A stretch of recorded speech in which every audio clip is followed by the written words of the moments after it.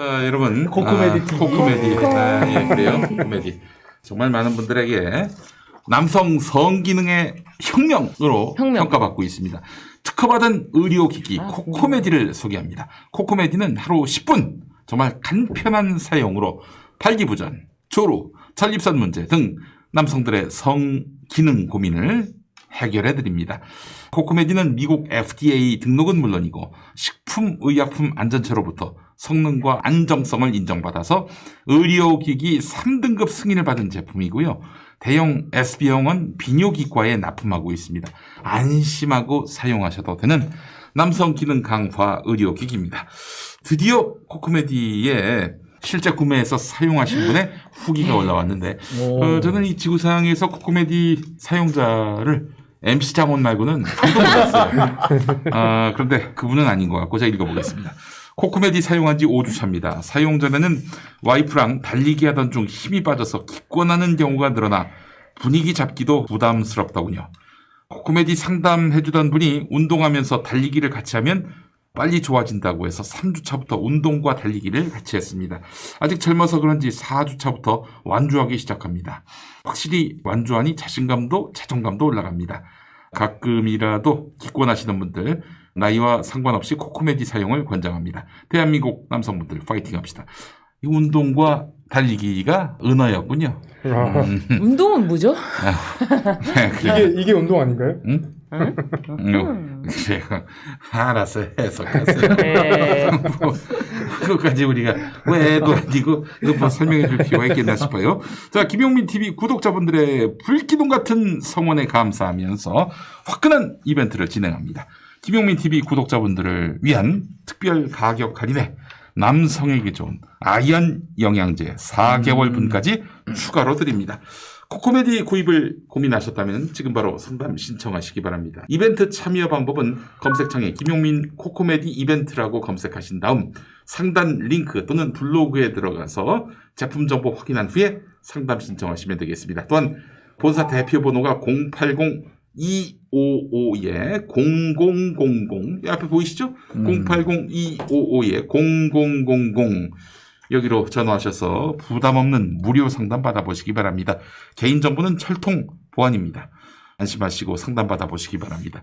그렇잖아요. 얼마나 철통 같으면 이 코코메디 이용자로 MC 장원밖에 제가 알지 못하는 거. 네, 그래요. 네. MC 장원. 네, 그렇죠. 이렇게 보통 코코메디를 사용을 했다고 후기를 올리기가 쉽진 않을 것 같아요. 대단한 용기가 예. 그리고 대단한 효과가 있었을 때나 가능하지 않을까라는 생각이 들어요. 네. 근데 저는 요즘에 저희 집사람한테 괜한 핀잔을 듣습니다. 도대체 코코메디가 뭔데 네. 왜 나한테 효과가 어떻느냐고 물어보냐. 그 뭐냐. 예. 차마 얘기를 못 하겠더라고요. 그래요. 알겠습니다. 아직 코코메디를 뭔지 모르다니요. 아니, 집사람은 모를 수도 있죠. 알겠습니다. 네. 알겠습니다. 네. 별 저격 쓰십니다. 네, 그래요. 네. 저 송영아님, 코코메디 끝났느냐고 그러는데 네. 제가 한마디 더 해드릴까요? 네. 저기 3월부터 장용진 TV에도 코코메디가 론칭을 합니다. 그래서 그래서 제가 그 얘기를 한 거예요. 이렇게 우리 집사람이 모르는데 앞으로 장용진 TV에서 하면은 알 수밖에 없게 됐는데 예. 약간 걱정이 돼요. 네. 벌써 그래요. 자, 알겠습니다.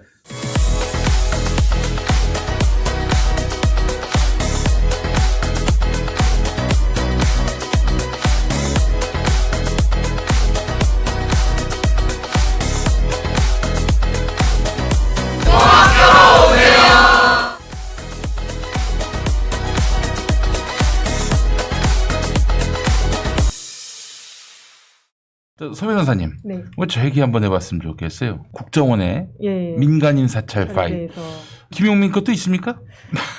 있지 않을까요? 저는 이게 지금 일단은 그 국정원을 통해서 민간인의 어떤 정보를 사찰한 것은 국정원의 직무 범위에 속하지 않는 일이에요. 그러니까 국정원이 할 수 그럼요. 있는 일은 국정원 법에 정해져 월권이죠, 있어요. 월권. 네. 예, 그렇기 때문에 뭐 대공이라던가 뭐 방첩, 뭐 대테러 이런 국가 안보와 관련된 정보만 취급하고 관리를 할 수가 있는 건데 이렇게 뭐 정권의 어떤 반대 의사를 표시하는 인사라던가 뭐 시민 단체라던가 이런 정치인에 대해서 사찰을 하는 것은 국정원이 해야 될 그 법에서 정한 업무의 범위에 속하지 않기 때문에 그 자체로 이제 만약에 어떤 직권남용의 어떤 행위가 있다면은 지금 대법원에서 이제 많은 직권남용 행위에 대해서 무죄를 선고하고 있지만 네. 이 법에서 정한 것이 아닌 그러니까 법령상 의무 없는 일을 만약에 지시하거나 이런 경우에는 직권남용죄도 성립할 가능성이 좀 높은 그런 편인 거거든요. 국정원을 통해서 이제 사찰을 한 경우에는 그래서 우병우 전 민정수석 같은 경우에도 항소심에서 이번에 뭐 1년으로 형이 줄었다 이렇게 이제 기사를 봤는데 줄었지만 그럼에도 유죄 판결을 받은 것은 그러니까 국정원을 통해서 이석수 특별감찰관을 불법 사찰한 것에 대해서는 또 그대로 직권남용의 유죄로 인정이 된 거거든요. 근데 이제 문제는 직권남용죄가 성립을 한다고 해도 네. 이게 지금 형 자체가 5년 이하의 징역이기 때문에 공소시효가 7년에 해당해서 일단은 공소시효는 지금 다 지났다는 문제는 있어요. 아, 공소시효가 지난다면은 배보상도 어려운 겁니까? 어떤 분은 국가배상 청구권. 예. 그건 당연히 가능하죠. 국가배상 청구는 가능한데 예. 이제 국가배상 청구 같은 경우에는 불법 행위 일로부터 10년이 지나면 또 청구를 할 수 없는 그런 또 소멸시효 기간이 있기 때문에 아, 그래요? 예, 그럼에도 불구하고 법적인 청구나 형사 책임을 물을 수는 없다고 하더라도 이 부분에 대해서는 진상규명은 반드시 이루어져야 될 것 같고. 그럼요. 그러면 만약에 네. 김용민이를 2009년에 뒷조사를 했다. 그러면은 이제 2021년에 그게 드러나도 청구를 못하게 되는 겁니까? 법적인 청구권은 아마 그 부분은 판례를 아직 검토를 못 해봤는데 네. 국가배상 청구권이 소멸시효가 지났는지 안 지났는지는 제가 한번 저도 확인을 해보고 다시 말씀을 아니 드릴 나는 건데 그런 게 있는지도 몰랐는데 근데 2021년에 드디어 드러났다면은 그런 경우에 국가가 유업행위를 직접 한 지시를 했고 그렇게 네. 됐잖아요. 네. 그리고 그거를 알리지 않았겠죠. 네. 그렇기 때문에 모르는데 나중에 밝혀진 시점 네. 그런 경우는 특별하게 그 판례가 있을 것 같아요. 지금 그걸 있습니다. 한번 그래가지고 찾아볼 유업행위를 그 다음에 네. 그런 판례도 있어요. 국가가 적극적으로 네네 적극적으로 공권력을 행사해 가지고 인권을 침해한 경우라든지 손해를 끼친 경우에는 맞아요. 국가가 소멸시효를 완성 주장할 수 주장하는 없다. 것이 그 판례도 네. 있어요. 예, 그 판례는 네. 있어요. 아무튼 그 박지원 국정원장이 이번에 뭐 국회 정보위원회에 출석해서 지금 말을 한 게 대법원 판결이 났잖아요. 내 나라 네파일 시민운동 단체에서 네. 국정원을 상대로 정보공개 청구를 했는데 그게 이제 1심, 2심, 3심까지 다 승소를 해서 올해 1월부터 이제 국정원에서도 정보공개 TF팀을 만들어가지고 정보공개 청구가 들어오면 대법원에서 정한 기준에 따라서 정보를 공개하는 지금 그런 업무를 하고 있다고 해요. 그래서 정보위원회 소속 국회의원 뭐 3분의 2 이상의 동의가 있으면 목록을 제출할 수도 있다, 검토해보겠다라는 말도 했지만 개별적으로 김용민 PD님이 개별적으로 국정원을 상대로 국가 정보공개 청구를 하면 대법원 법리에 따라서 공개할 수 있는 그런 정보들은 아마 이제 공개를 받으실 수 있을 거예요. 그거를 한번 진행해 보시면 알 수 있지 아니 뭐가 않을까. 드러난 게 있어야 할 텐데 있을 거는 같아요. 있겠죠. 아유, 저는 뭐 지난 세월에 고통을 겪은 게 뭐 이루 말할 수가 없습니다. 사실 방송에서 잘리는 건 말할 것도 없고 그리고 또 뭐가 있었더라. 학교에서도 잘리고 뭐 어디 뭐 행사가 있는데 갑자기 취소가 되고 뭐 그런 일들이 너무 수두룩하고 비일비재해가지고 근데 사실은 그 정도가 이명박 때보다 박근혜 때가 더 심했어요. 그렇다면은 박근혜 때는 과연 없었겠는가? 박지원 원장도 개연성이 있다고 하더라고요. 그렇죠. 연속성상의 뭐 그런 문제들이 그러니까 있었기 사실 때문에. 연속해서 그 정권의 성격이 크게 바뀐 게 아니었기 때문에 연속해서 무슨 일이 있었을 것이다라고 의심을 보는 거죠. 근데 참 요새 야당의 행태를 보면서 내가 야 정말 저거는 기발하다라고 생각했던 게 뭐냐면 노무현 정부 때 사찰하지 말라고 지시한 바가 있는지를 찾아야 된다. 라는 주장을 하더라고요. 그래서 내가 이야 저거는 도대체 어떻게 나온 아이디어일까? 물타기 하는 거지 거죠. 물타기. 네. 네. 말도 안 되는- 야, 정말 대단하다. 물귀신 작전. 네. 그리고 그 박근혜 정부 때 국정원에서 불법 사찰을 했는지 안 했는지는 뭐 아직 확인할 수 없다 뭐 이렇게 일단 나온 것 같은데 직권남용죄가 이제 유죄로 대법원에서 판결을 한 것 중에 또 유명한 게 뭐가 있냐면 김기춘 블랙리스트. 이건 또 직권남용이 이제 유죄가 인정이 됐거든요. 여기서 국정원이 나오지는 않았어요. 이거는 이제 청와대에서 어떤 뭐 영진이라던가 어떤 문화 단체들을 상대로 정부의 비판적인 어떤 뭐 예능인이나 뭐 방송인들, 영화인들 이렇게 네. 지원 배제하라. 네. 이렇게 법령상 의무 없는 일을 시켰기 때문에 이제 이것도 직권남용죄가 성립을 했던 건데 문제는 굉장히 정부의 비판적인 인사들의 정보를 수집할 기관이 어디가 있을까요? 이거를 저는 이렇게 추측을 해요. 이걸 수집할 기관이 없었기 때문에 하지만 수집해야 될 정보의 양은 너무 많기 때문에 이명박 정부 때는 그거를 국정원에 시켰다라고 생각을 하거든요. 거기는 워낙 그리고 또 그 정보 자체가 보안성이 강하고 은밀한 곳이니까 그래서 추정은 해볼 수 있는 거죠. 과연 김기춘 블랙리스트에 있는 그 정보들은 어디서 수집하고 관리를 했을까? 이런 거는 한번 뭐 생각할 수 있는 거죠. 알겠습니다. 아유, 참 기가 막힌 시대를 살았는데 그 시대가 제대로 청산이 안 되니까 답답하고요. 암담하고 뭐 세월호 문제도 그렇고요. 그 시대를 제대로 청산하는 거는 뭐 반드시 뭐 복수 이 차원을 넘어서서 다시는 그런 일이 없어야 한다라는 것인데 국정원 민간인 사찰이 제대로 규명되지 않는다면은 다음에 정권 바뀌면 또 비슷한 일이 발생할 겁니다. 한편으로는 그런 것도 있어요. 이게 지금 국정원에 대한 과거 청산을 제대로 해야지 검찰에 대한 청산도 제대로 할 수 있다고 봅니다. 검찰이 왜 이렇게 설치게 됐느냐. 그건 뭐냐면 원래는 검찰이 이렇게 설치지 못하도록 통제하는 기관이 사실은 국정원이었어요. 근데 국정원이 안 하니까 갑자기 검찰이 날뛰기 시작한 거거든요. 그러니까 이 국정원에 대한 청산을 제대로 해야지 검찰에 대한 청산도 물론 같은 맥락에서 처리를 할 수 있다. 네. 그런 생각도 들어요. 항상 이런 생각이 들어요, 저는. 국정원 이제 말씀하셨지만 국정원의 힘을 팍 빼버렸잖아요. 네. 야, 이제 그런 건 안 돼. 그렇게 나쁜 짓 한 거야. 안 돼. 탁 빼버리니까 검찰이 너무 날뛰어. 그래서 야, 검찰이 날뛰지 못하게 검찰 개혁을 하고 국정원 힘을 뺐어야 되나. 그 생각이 저는 검찰 개혁을 집에서만 하면 듭니다. 검찰 개혁을 그런 하고 말씀하신 나면 분 제법 있어요. 근데 사실. 아, 정말. 검찰 개혁을 하고 나면 또 어떤 새로운 권력이 나타나서 또 이렇게 할 줄 모른다라는 두려움도 한편 있어요. 그래서 쪼개니까 이제 그렇죠. 그나마 거죠. 권력이 사실은 있을까? 그러고 나면 제일 걱정되는 게 사실 경찰이었어요. 그렇죠. 그렇죠. 근데 그래서 경찰도 지금 쪼개는 건데 최대한 빨리 쪼개야 돼요. 이거 사실 저는 경찰한테 많이 당해봤기 때문에 아니 고등학교 다닐 때 그때 전교조 제가 1세대거든요. 전교조 선생님들 이렇게 돌려달라고 이렇게 인물 뿌린 친구들이 있었는데 그때 하여튼 뭐 그래가지고 제가 잡혀갔어요. 네. 잡혀가셨어? 네, 잡혀갔어요. 그래가지고 야. 잡혀갔는데 부산 팔부두 앞에 지금 롯데백화점 들어있는 아, 영도다리 밑에 부산시 부산지방경찰국 네. 부산지방경찰국에 갔는데 거기 대공과 대공이 이과인가 상과인가 이야, 무시무시한 데가 거기 갔네. 딱 갔는데 거기 경위라는 새끼가 우리 아버지가 옆에 와 있는데 니 팔부도 아나 이러더라고요. 부산에 팔부도 여기서 팔부도 옆에 가면은 그건 이제 미군 부대인데 미군 부대 두둔데 그 앞에 가면은 대공분실이 있대요. 대공분실이 있는데 거기는 밑에가 바다다.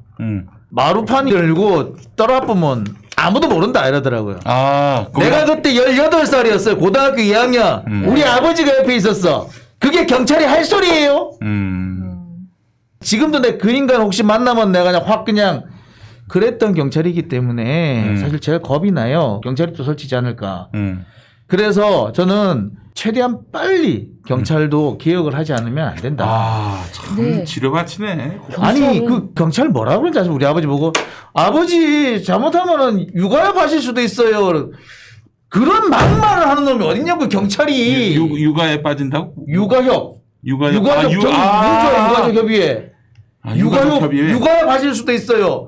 그 막말이에요 막말. 경찰이라는 놈이. 요즘 같은 때 그런 말 하면 경찰 뭐 뼈도 못 추리는 거 아닙니까? 근데 네. 경찰이 참 조직이 너무 크다 보니까 참 다양한 사람들이 다양하게 그래서 그러잖아요. 항상 검찰, 경찰, 뭐 수사권 독립 옛날부터 그런 얘기가 있었어도 그걸 제대로 이뤄내지 못한 건 중간에 경찰들이 헛발질을 너무 자신들이 자책골을 너무 많이 넣는 거예요. 그러니까 장윤진 기자님 같은 분도 아 경찰 수사권 독립 아직 아니야 아, 예. 시기상조야 계속 이제 여태까지는 제가 그러셨죠. 생각하는 이유가 그거예요. 네. 당해보면은요, 절대 경찰한테 수사권 주면 안 된다고 그런 생각이 들었죠. 근데 권력을 가진 놈은 경찰이든 검찰이든 똑같구나. 그럼. 만약에 지금 경찰한테 네. 제대로 통제하지 않고 검찰이 지금 너무 막 나가니까 수사권 너희들한테 줘야겠다. 이러는 순간 이제 경찰이 그동안 좀 음매 기주가 하다가 난데없이 일제시대 순사 같은 일제강점기 때 그 순사 같은 짓거리를 할 수가 있어요. 그러니까 나는 주장하는 바가 이거야. 모든 권력에 대해서는 한시성을 두자는 겁니다. 지금 대통령 권력도 5년에 한 번씩 하잖아요. 마찬가지로 이 국가기관이 이때 네. 그 공소청 그리고 뭐 수사청. 수사청 이런 걸 두어가지고 나 우리 변호사님들 역량 있는 변호사님들을 프리랜서로 네. 국선 변호인처럼 네. 불러가지고 이 사건 좀 맡아주시오.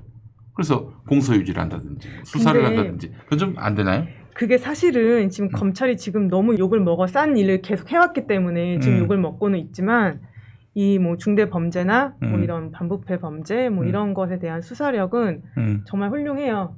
그래요? 그 검찰에 가지고 있는 수사력은 정말 훌륭하고 그거를 이제 막 표창장 수사하는 데 쓰고 막 서류 인턴 증명서 써서 그렇지 저는 사실은 그 수사력 자체는 굉장히 이제 인정을 받아야 된다고 생각하고 그래서 중대범죄 수사청이 생겨서 그 검찰의 수사력 자체를 그대로 이용하는 것은 정말 너무 좋은 생각인 것 같은데 그거를 이제 아까 신유진 변호사님이 한번 소개를 해주셨는데 행안부 밑에 네. 두느냐 법무부 밑에 두느냐 그거 고민을 하시는 것 같은데 꼭 그렇게 어떤 각 부처 밑에 놔야 되느냐 그러니까 공수처는 그게 없거든요 그 소속이 그렇지. 그래서 지금 공수처에 대해서 위헌법률 심판을 했던 그 이유가 그 헌법상 어떤 소속이 없기 때문에 그런 소속이 없는 기관이 어떻게 있을 수 있냐라고 헌법소원을 제기를 한 거예요. 아, 근데 그런 맥락이었군요. 그 주장도 있었어요. 여러 가지 주장인데 그러니까 그런데 왜냐면은 대통령은 행정각부를 그렇죠. 통할하고 행정각부. 행정각부를 통할해서 이제 행정부를 통제하게 그렇죠, 돼 그렇죠. 있는데 이게 행정각부에 속하지 않는 기관이 어떻게 존재할 맞아요. 수 있느냐. 외우신 것 같은데 아, 바로 헌법적. 정확히 딱 이 문장인데 음. 그래서 하지만 행정각부에 소속되지 않는다고 해도 그게 헌법에 위반되지 않는다. 꼭 헌법이 그 행정각부 소속만을 예정하고 있는 건 아니다라고 해서 이제 그 부분 주장 받아들여지지 않았거든요. 그래서 저는 그러니까 수사력이 이제 훌륭해지면 훌륭해질수록 정말 이게 어떤 한쪽의 뭐 정파적인 이익이나 뭐 검찰 같은 그런 수사 기관의 이익이나 뭐 이런 것들을 위해서 휘둘러지면 그건 정말 너무 위험하기 때문에 있을 수 없는 저희가 일이죠, 지금 그거는. 가보고 있잖아요. 네. 그래서 어떤 그 수사의 력은 유지하되 기관들은 최대한 어떻게 분산시켜서 서로 상호 견제. 그러니까 말씀하신 그렇지. 것처럼 경찰도 사실 정말 믿을 수 없는 부분이 있거든요. 그래서 상호 견제를 계속 하는 방향으로 이제 제도 마련은 계속 이루어질 것 같아요. 뭐 경찰과 검찰의 수사권 완전 분리 이런 것이 뭐 물론 이제 향후에는 그렇게 되어야 되겠지만 지금 윤석열이 이렇게 저렇게 가도적인 깍치는 상황에서는 그럴 수밖에 없어요. 그거는 그렇게 추진하는 것도 의미가 그거는 있어요. 의미가 있어요. 궁극적으로는 그렇게 가야 되는 게 맞는데 그렇다고 해서 이 수사력 자체를 분산시키는 거는 저는 되게 바람직하지 않다고 봐요. 네. 그래요. 알겠습니다.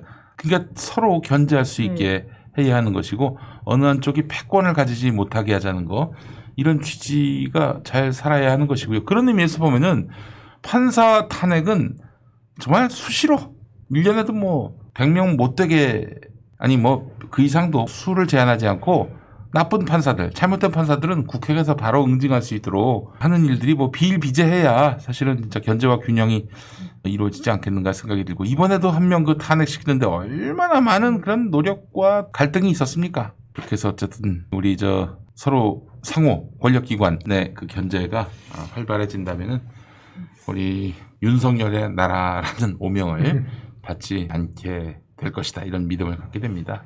윤석열 내부 균열 꼭 됐으면 좋겠는데 아니 공안부나 이런 데서는 형사부나 이런 데서는 윤석열 이 특수부 전성 시대에 대해서 좀 불만이 없습니까? 여기서 들고 일어나도 일어날 것 같은데.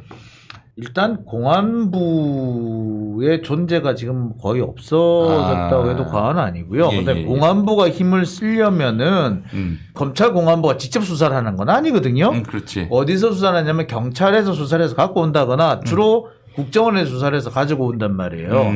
그런데 국정원의 힘이 빠졌기 때문에 네. 공안부가 힘을 쓸 수는 없는 게 맞죠. 그래서 지금 현재 검찰에서 유일하게 힘을 가지고 있는 데가 지금 특수부밖에 남지 않은 것도 사실입니다. 네. 그러니까 어떻게 보면은 검찰로서는 마지막 저항을 하고 있는 걸로 보시는 것도 아마 그게 타당하지 않을까 생각이 드네요. 네. 그러니까 이게 검찰 내부에서 자꾸 이렇게 조직을 뚫고 나오는 이런 어떤 불협화음 이게 있는 게 사실 이상한 겁니다. 앞으로는 그런 게 안 나와야지 정상인 거고요. 일단은 윤석열 총장이라는 특수 케이스가 있었기 때문에 다음 검찰총장이나 다음에는 어떻게 진행될지도 저희가 좀 눈여겨볼 대목인 것 다음 같습니다. 총장도 뭐 슬슬 거명이 될 것 같은데 누가 될 것 같습니까? 지금 일단 제 1순위는 이성윤 서울중앙지검장이죠. 뭐 이건 서울중앙지검에서 뭐 이젠 전혀 이성윤의 리더십이 먹히지 않는다 이렇게 보도하고 있던데 언론들이. 걔네들 얘기입니까? 자, 제가 하나 말씀을 드릴게요. 서울중앙지검장을 선거로 뽑습니까? 반장 선거예요? 아니잖아요. 아니죠. 리더십이 있든 없든 그 사람은 서울중앙지검장으로 임명이 됐어요. 그러면 그 사람은 리더십이 그냥 생기는 거예요. 그렇죠. 예. 그거를 가지고 리더십이 먹힌다 안 먹힌다라고 하는 건 그렇게 네. 그 법률에 따라서 임명된 그렇죠. 검사장의 말을 듣지 않는다는 거는 사실은 항명을 하고 있다는 그렇죠. 얘기거든요. 그렇죠. 그러니까 그렇게 대놓고 검사들이 항명을 하고 있다는 얘기를 그렇게 그 언론에서 썼느냐 아니거든요. 뭐냐 그냥 내피셜이에요. 그냥 그리고 그 깎아내리기. 얘기는 제가 볼 때는 검찰 수뇌부 윤석열 라인에서 나왔어요. 어떻게든 간에 이성윤을 깎아내려서 이성윤을 이번에 교체하자. 중앙지검장에서 교체하자라는 명분 쌓기를 하려는 거 엄풀을 했던 했구나. 거였던 거죠. 엄풀. 예. 찜내기. 참. 예. 되게 보도가 편파적인 게 한동훈 검사장 수사받을 때 그 조사받으러 오라고 했을 때 그 사람이 뭐 거부했다거나 가지 않았다고 얘기했지 누가 불응이라고 썼습니까? 네. 근데 이번에 이성윤 지검장은 수사 불응이라고 기사 나왔어요. 또한 네. 그러니까 네. 이게 기자들이 조금만 평정심을 가지고 균형 감각이 있으면 얼마든지 알 거예요. 서울중앙지검장이 선거로 뽑힌 사람이 아니고 검사들의 선출이 된 게 아니라 대통령이 임명했고 임명을 했으면 법률적으로 그 사람이 권한을 가지고 있는 건데 리더십 운운한다는 게 말이 되냐고요. 알겠습니다. 한동훈은 어떻게 될까요? 그 휴대전화가 열리는 게 첫 번째입니다. 지금 이성윤 지검장을 다른 곳으로 보내고 싶은 이유가 저는 여기 있다고 보는데 휴대전화가 열리면 안 되는 거라고 생각을 하는 것 같아요. 그래서 원칙적으로 포렌식을 진행한 뒤에야 수사를 종결할 수 있다는 이 지검장이 굉장히 불편한 거예요. 제가 볼 때는. 그리고 재밌는 걸 제가 확인했는데요. 네. 이성윤 지검장이 대검 포렌식을 못 믿고 있는 것 같아요. 그래서 아직까지 안 보냈대요. 대검에 안 보내고 자기들이 가지고 있대요. 한동훈 휴대전화를? 한동훈 휴대전화를. 오. 그래서 지금 장비가 들어오는 대로 그러니까 처음에 이제 보내려고 하니까 못 푼다 그랬다는 거예요. 풀 수 있다 그랬으면은 좀 불안하지만 보낸다 했을 텐데 못 푼다. 그래? 그럼 보낼 필요도 없지? 하고 안 보냈던 거예요. 그리고 이제 장비가 들어오는 대로 중앙지검에서 가지고 있는 장비와 인력으로 돌리겠다는 거예요. 지금 그렇게 된 걸 봤을 때 시간이 얼마 안 남았어요. 이제 곧 열린다고 봐야 되는데 그 열리기 전에 사실 이성윤 검사장을 딴 데로 보내고 싶었던 거죠. 그 다음에 또 한 가지 재밌는 사실. 네. 3월 중순경에 뭐 여기 댓글에서도 많이 올라와 있는데 부인이 열립니다. 김건희 씨가 열릴 겁니다. 부인 휴대폰? 아니 부인과 관련된 수사 결과가 나올 거예요. 아, 그래요? 그 다음에 한명숙 총리와 관련된 수사 결과도 그때 나올 겁니다. 3월 중순에 할 게 많을 거예요.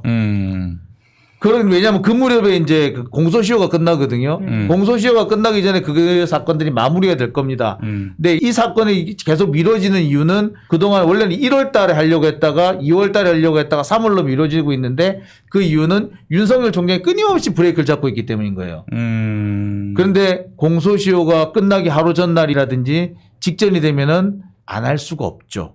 더 이상 미룰 수가 없고 아마 그때가 되면 법무부 장관이 지휘권을 발동할 수도 있습니다. 그 시기가 다가오고 있습니다. 근데 진짜 이 김건희 씨에 대해서는 여러 가지 의혹이 많았잖아요. 네네. 그래서 의혹이 많았고 저희가 알고 있는 것만 해도 만났고 그 사람이 김건희 씨였고 이런 게 확인이 됐고 진술이 많이 있음에도 불구하고 이것에 대해서 계속 묶어두고 있다.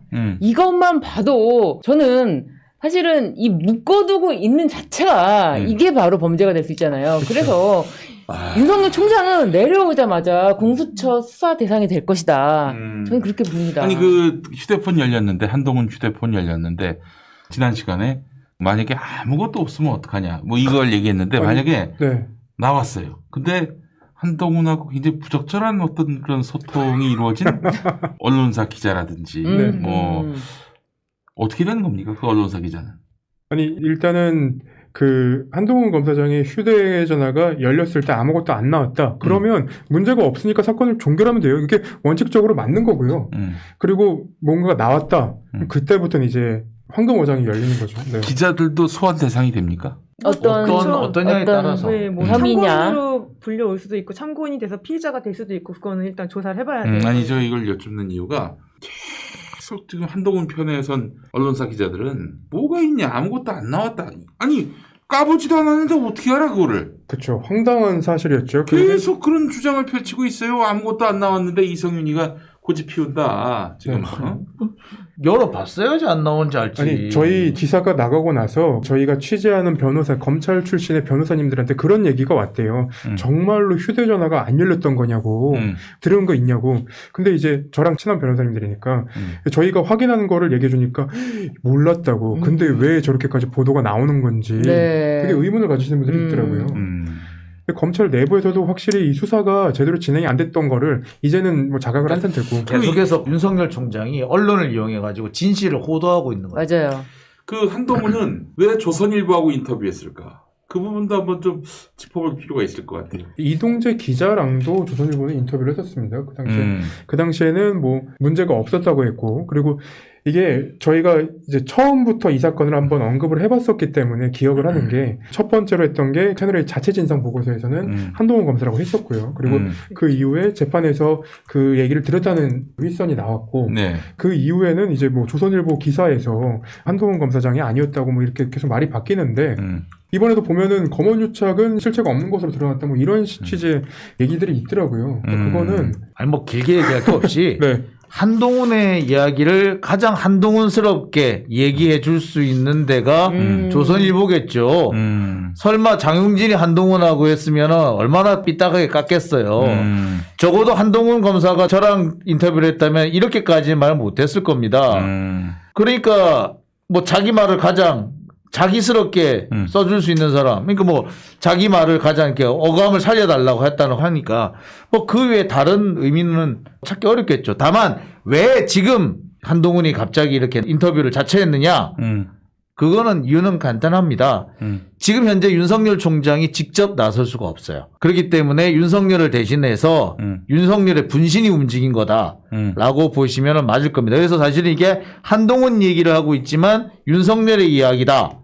그리고 시기적으로 보면은 윤석열 총장의 지지율이 계속해서 급락하고 있을 시점에 이게 나왔다라는 점. 그리고 이 보도가 나오고 난 직후에 신현수 민정수석과에 관련된 보도가 더 쏟아지기 시작했다는 걸 본다면은 이 역시도 일정한 검찰에서의 어떤 정치적 공작의 어떤 산물일 수도 있다. 그렇게 보는 게 맞겠죠. 알겠습니다. 결국 이제 뭐 한동훈 휴대폰이 열릴 때 네. 윤석열하고 어떤 대화를 나눴을지 어떤 통화를 했을지 통화한 내용은 뭐 녹음이 안 됐을 수 있겠지만은 적어도 문자로 오간 것만 하더라도 상당히 많은 부분이 드러나지 않겠는가. 그게 드러나면은 윤석열과의 대화가 나왔는데 대단히 부적절한 정황이 드러났다. 어떻게 되는 건가요? 윤석열 검찰총장은 수사 대상으로 전환이 되는 겁니까?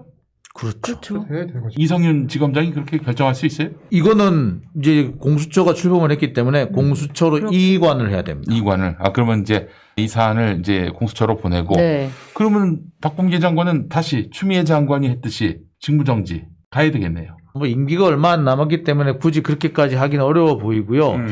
아마 그 상황이 되면은 윤석열 총장이 사표를 내거나 아니면 이미 지금 그 징계와 관련해 가지고 재판이 진행 중이잖아요. 그 재판을 취하할 겁니다. 소를 취하해버리면은 징계가 확정이 돼버릴 거예요. 그러면서 아마 징계가 확정된과 동시에 퇴직을 하는 형태로 갇히게 될 가능성이 높습니다. 그러면 또 사표를 수리하지 않고. 사표를 지금 수리는 못해요. 지금은 사표를 낼 수도 없어요. 징계와 관련된 절차가 진행 중이기 때문에. 그러네. 예, 사표를 못 내요. 알겠습니다. 야, 그러면은 이제 한동훈의 휴대전화가 열리면은 판도라의 상자가 열리는 네. 그런 양상이 되겠네요. 예, 알겠습니다. 아이고 참. 검찰총장의 축제의 날이 되겠죠. 그래요. 자, 정말 임박해 오고 있습니다. 예, 결정적인 순간이 임박해 오고 있어요. 나중에 우리 이름 바꿔야 되는 거 아니에요? 이건? 이 방송 종영해야 되는 거 아닌가? 뭐 그때는 뭐 또 그때 가서 결정하면. 알겠습니다. 자, 한 가지 공지 비슷한 말씀을 드릴 텐데 전에 그 SBS 라디오에서 네. 이철희의 정치쇼에서 네. 어떤 기자가 네. 방송 중에 네. 예, 추미애 장관이 참석한 자리에서 어떤 고위 법무부 인사가 추미애 장관 만만세를 했다는 거예요. 네. 예, 그게 방송으로 나왔습니다. 네. 그래서 이 평화나무가 취재를 했더니 그런 사실이 없었어요. 네. 예, 거의 그 단정까지 할 수 있을 정도로 취재를 했는데 네. 방송통신심의위원회에다가 방송에서 거짓말했다고 이제 했는데 네. 방송통신심의위원회는 허위 사실인지 아닌지 우리가 판단할 수가 없다. 그렇죠? 네. 그 수사권이 없는데 어떻게 알아요? 네. 사법권도 없고. 그래서 네. 결국에는 뭐 아무 조치를 내리지 않고 끝냈습니다. 종결했어요. 아. 그래서 저희 평화나무가 이번에 허위 사실에 의한 명예훼손으로 네. 그 기자를 고발하기로 했습니다. 와. 고발을 하면은 뭐 사실인지 아닌지 적어도 규명할 수 있는 길이 열리잖아요. 네.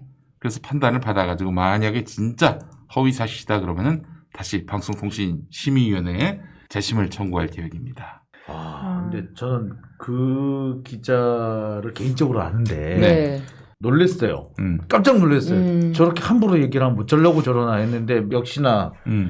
근데 확실한 부분은 뭐냐면 추미애 장관이 그런 회식 자리를 잘 안 갑니다. 애시당초에. 식사 자리도 점심을 가고 건배 이런 걸 별로 안 좋아해요. 그래서 또 그래서 판사를 오래 하셔가지고 뭐 그런 거를 즐기거나 뭐 짜증내세요 약간. 네, 굉장히 싫어하세요. 예, 오히려 그럼 되게 짜증내세요. 아주 그- 강직한 분이에요, 그 양반이. 예. 예. 그래서 도저히 이해가 안 되는 상황인데 그래서 이게 이제 아마 누군가가 또 퍼뜨린 얘기인 것 같은데 이게 덥석 물어서 그 이제 상황까지 누군가가 갈 것 그런 같아요. 얘기를 해서 뭐 그런 소문이 있다 이런 정도면은 뭐 그래도 그러면 안 되죠. 방송에서는 굉장히 무책임한 네. 전원인데 그 차원이 아니에요. 저희가 방송으로 들었을 때는 사실을 얘기하는 사실 보도에 준하는 그런 표현이었어요. 그게 이제 누군가가 지어낸 음. 얘기일 수도 있을 거고, 음. 근데 이제 그게 허위 사실에 의한 명예훼손으로 고소를 하면 그게 허위 사실이라는 거에 대한 입증 책임은 또 검사에게 있거든요. 그렇죠. 검사가 입증을 안 하면. 그러니까 제가 아까 전에 이제 우리나라 검사의 수사력 자체는 되게 훌륭하다라고 했더니 아까 실시간 댓글에서 수사력이 훌륭하면 뭐하냐 이렇게 이제 또 써주신 분이 덮어주는 계셨는데 분위기. 그렇죠. 그러니까 그게 이제 검찰의 어떤 사건을 대하는 사건을 바라보는 의지에 따라서 그건 정말 천차만별로 달라질 수가 있는 것이기 때문에 그 수사력을 공정하게 행사하는 것에 국민을 위해서 행사하는 것에 그 초점이 맞추어지도록 이제 노력을 해야 된다. 저는 아까 그 취지로 말씀을 드린 거거든요. 아, 근데 네네네.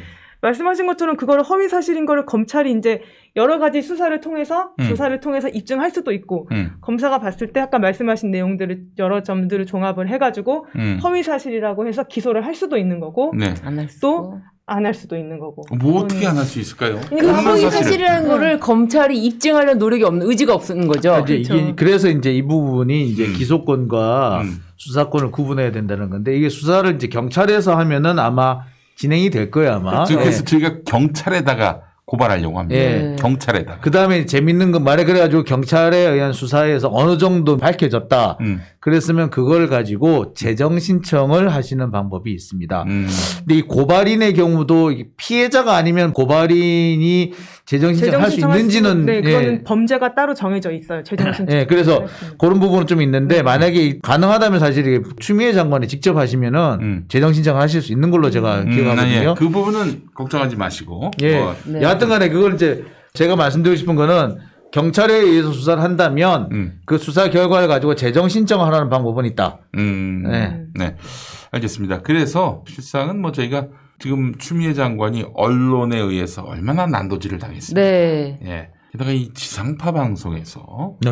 그것도 뭐 SBS 기자쯤 되면은 뭐 3대 방송의 기자 아닙니까? 그렇죠. 그런 기자가 뭐 사실 확인도 제대로 하지 않고 남의 말을 듣고 그렇게 얘기했다 하더라도 그렇게 하면 안 되죠. 그 기자에게 우리 평화나무 기자가 물어봤는데 그 저기 법무부 관계자들한테 물어봐라. 그러면은 확인해 줄 거다. 이렇게 얘기를 해서 연락했지. 다 아니래. 그런 적 없대. 그거 누구한테 확인하라는 거야 도대체. 그래서 여간 그 기자는 사실을 입증할 수 있는 자료를 제시하지 않는다면은 굉장히 좀 이거는 저희가 끝까지 추궁을 할 생각입니다. 그랬더니 여권의 한 정치인이 연락이 와가지고 그 SBS 기자가 우리 편이라고 그런 얘기를 해서 정말 내가 어처구니가 없습니다 진짜. 우리 편인 기자가 추미애 장관을 그런 식으로 허위 사실로 그렇게 사람을 공격하게 만듭니까? 말도 안 되는 소리라고 있어요. 그따위 뭐 이런저런 두둔하려고 하는 그런 모든 행태는 저희가 분수할 것이고요. 끝까지 갑니다. 이거는 진짜. 정말 수사 의지만 있다면 밝혀질 수 있는 내용인 것이 아니 단순하잖아요. 이렇게 원래 사안이. 보통 그렇게 허위사실 유포 명예훼손 같은 경우에는 진짜 의지만 있으면 끝까지 추적을 해가지고 발원지를 찾아내서 그 발원지에서 만약에 내가 지어낸 사실이다 뭐 이런 식으로까지 이렇게 수사가 쭉 되는 경우가 있어요. 의지가 있으면. 근데 차근차근 해나가야죠. 그 발원지가 어디인지 그 기자분이 말한 그 발언의 발원지가 어디인지 차근차근 추적을 해나가야 되겠죠. 근데 그런 일이 없는 거는 확실시 되고요. 네. 그 기자가 나와서 만약에 이렇게 얘기하면 어떡합니까? 아, 그건 취재원 보호라서 내가 얘기했었다. 그게 제일 어려운 글쎄 문제인데요. 이게 그거 거짓말을 한 취재원도 네. 취재원으로 인정을 해줘야 되는지는 모르겠어요. 아니 근데 그 경찰에 가서는 뭐 얘기를 해줘야 되는 거 아니에요? 아니요, 그렇지는 않습니다. 그런데 그러면 아니 취재원 보호 차원에서 못한다 그러면 경찰이 뭐 그냥 덮어줍니까? 아니요, 그거와 상관없어요. 그것도 보기 나름이에요. 근데 그게 이제 뭐 예를 들면은 제가 예전에 이제 수사를 할 수 있는 어떤 그 경험을 이제 검찰 시보를 할 때 네네. 수사를 해봤는데 네. 대답을 안 한다고 해서 묵비권을 행사한다고 해서 그게 무조건 내 죄를 못 묻게 하는 게 아니고 묵비권 행사 사실 다들 너무 잘 알고 있는 묵비권 행사한 거를 오히려 더 나쁘게 봐가지고 이거는 이 사람이 지금 어떤 사실을 숨기고 있는 것이다, 가리고 있는 것이다라고 해서 그거를 그냥 기소할 수도 있는 거예요. 그러니까 그 어떤 수사와 기소의 재량이 지금 검찰에게 있기 때문에 네. 저 같으면은 어떤 이런 종합적인 내용들을 어떻게 종합을 해서 그 수사관님, 검찰, 수사관의 어떤 의지를 북돋워주는 방향으로 저 같으면 그렇게 할 것 같아요. 네, 네네. 저는 그렇게 합니다. 너무 어렵습니다. 알겠습니다. 예, 우리 저 평화나무가 좀 그래도 어려운 일을 좀 시작하려고 하는데 네. 여러분 많이 좀 도와주시고 격려해 주시면 감사하겠습니다. 정말 항상 어려운 일, 힘든 일, 막 잘 안 밝혀지는 일들에 대해서 정말 최선을 다해서 밝히려고 노력하는 게 평화나무 같아요. 열심히 해야죠. 네. 여러분들이 또 성원해 주시고 기대해 주시는데 그 성원에 보답하기 위해서라도 열심히 하겠습니다. 또 많이 도와주셨어요. 또 여러분들이 제가 말씀은 못 드리는데 정말 감사하고요. 최선을 다하겠습니다. 자, 오늘 꼼찰청장 모두 마치겠습니다. 우리 소 변호사님, 신 변호사님, 김 기자님, 장 기자님 수고하셨습니다. 감사합니다. 감사합니다. 예, 예, 예.